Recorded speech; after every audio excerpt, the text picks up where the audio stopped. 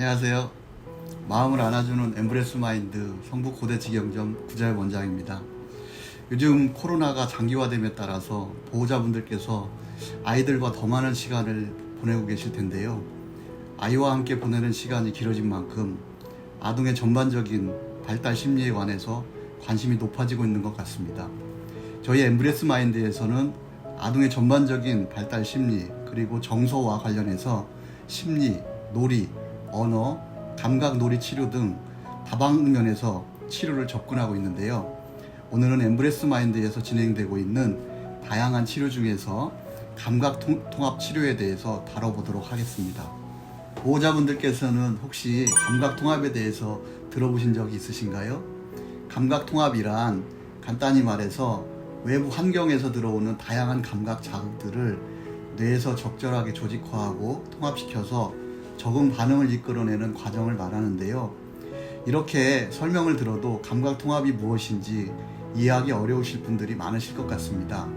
그래서 지금부터는 시각 자료를 이용해서 좀 더 자세히 설명해 드리도록 하겠습니다.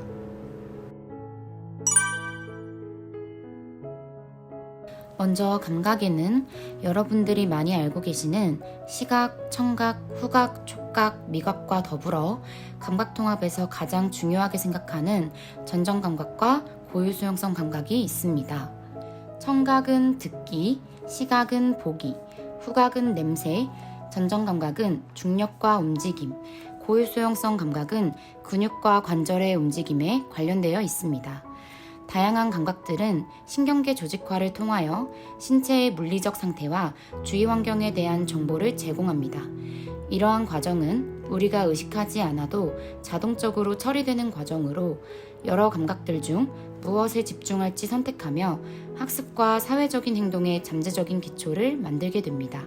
예를 들어 우리가 카페를 방문하였을 때 직원의 말소리, 노랫소리, 사람들의 말소리, 문이 열리고 닫히는 소리, 기계 소리들 중 직원의 말소리에 집중하여 의사소통을 하는 것 등을 예로 들 수 있습니다.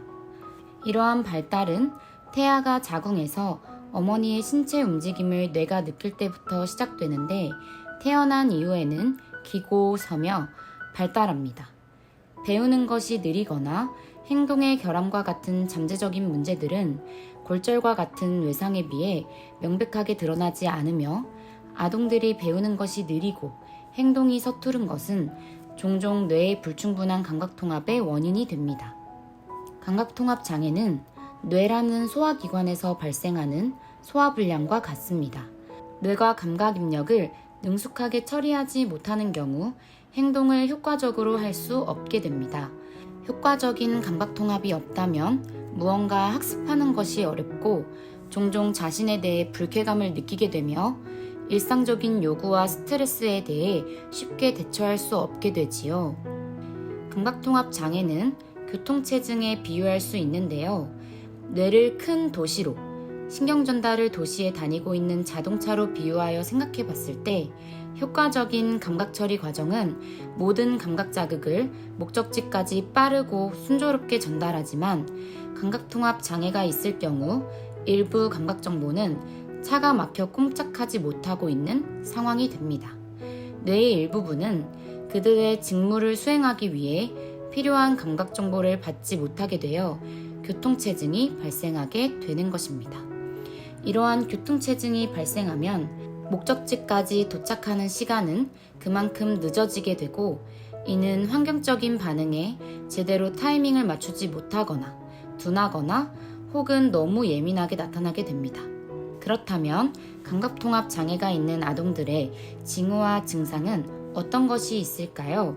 첫 번째로 과잉행동과 산만함입니다. 가만히 앉아있지 못하고 집중하지 않고 뛰어다닙니다.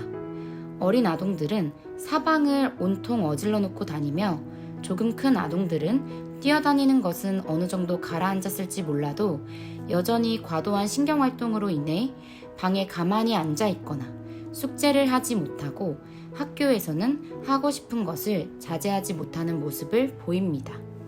두 번째로 근긴장도와 협응에 문제가 생깁니다. 전정계와 고유수용성계의 감각은 신체의 기립과 활동을 유지하기 위한 근긴장도에 관여하는데요. 감각통합장애 아동은 근긴장도가 낮아 약한 것처럼 보이기도 하며 아동은 단순하게 중력에 대항하여 머리와 신체를 유지하는 것에 많은 노력을 기울여야 하므로 매우 빨리 지치게 됩니다. 만일 목의 근긴장도가 떨어진다면 책상에 앉아 있는 동안 손으로 턱을 괴고 있거나 혼자 서 있는 것이 너무 힘든 일이기 때문에 벽이나 막대에 기대어 서게 되고 마치 오징어처럼 자세를 유지하지 못하고 흐물흐물 거리는 것처럼 보이기도 합니다.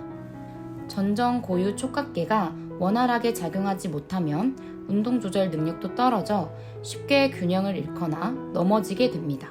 단순히 계단 오르내리기가 어렵거나 놀이터에서 뛰어노는 것을 싫어하거나 두려워하기도 하고 다른 아동들보다 연필을 자주 떨어뜨리며 자신이 어디에 앉아 있는지 정확히 느끼지 못하기 때문에 의자에서 떨어지기도 합니다. 이는 자존감과도 연결되어 반복된 연습과 감각 역치를 맞춰주는 감각 수업을 통해 꼭 조절을 도와야 합니다. 그중 미성숙한 놀이 기술은 감각통합 장애의 매우 일반적인 초기 징후인데요.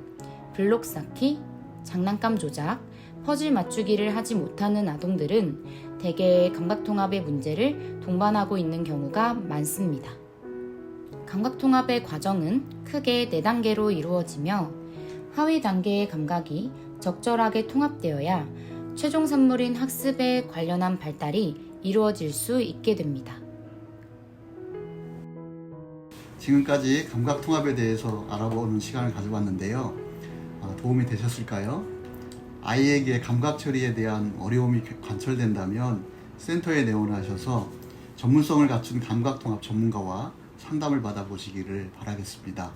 자, 그럼 다음 영상에서는 다양한 진단 중에서도 보호자분들께서 가장 걱정하시고 또 궁금해하시는 자폐 아동에 대해서 이야기하는 시간 가져보도록 하겠습니다. 다음 영상도 많이 기대해 주세요.